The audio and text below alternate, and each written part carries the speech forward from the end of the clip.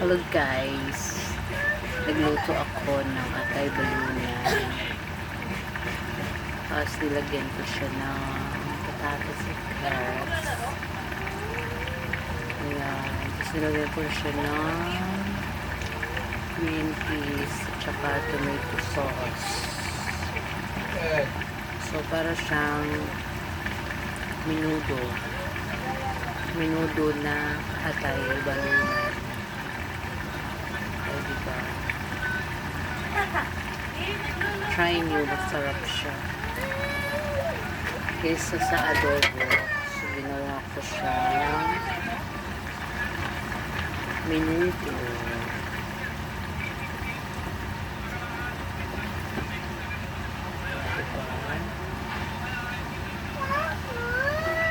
Silagyan ko siya ng siling green.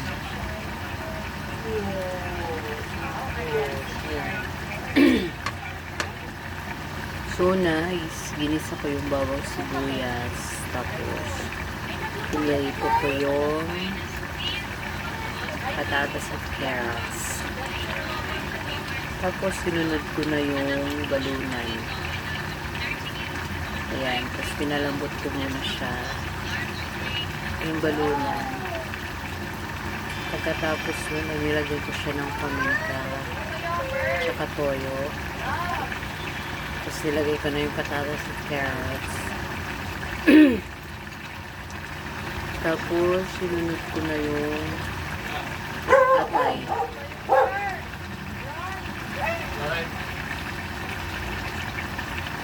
Akin na yan! Akin yung ganda! No! Nakuha na din ang lalaki. Sinunod ko yung atay. Ayan. Pagkas ko na atay, tinigyan ko na siya. Nilagay ko na siya ng pampalasa. Tapos yung tomato sauce. Ayan lang. Tapos pinakuluan ko na siya. Tapos nilagay ko na yung green peas at saka yung siling green.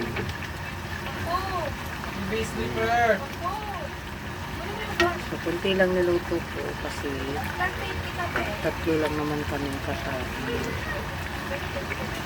So, halagang ano lang ito. 100 pesos na atay balunan. Tapos, 100 pesos naman dun sa ricados. Patatas, carrots. Ayan, saka yung mga paminta, sibuyas, bawang. So, 200 pesos siya. So, ang mahal-mahal na bilihin. Tapos yung sahod is minimum lang. Ayan. So, katabi dito ay rice cooker.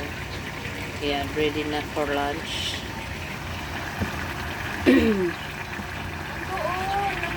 Ayan. So, pag tinry nyo itong lutuin is mapaparami kayo ng kain. So, hindi ko na siya nilagyan ng hotdog kasi masyado na siyang magastos. So, minudong atay balunan ito. Ayan.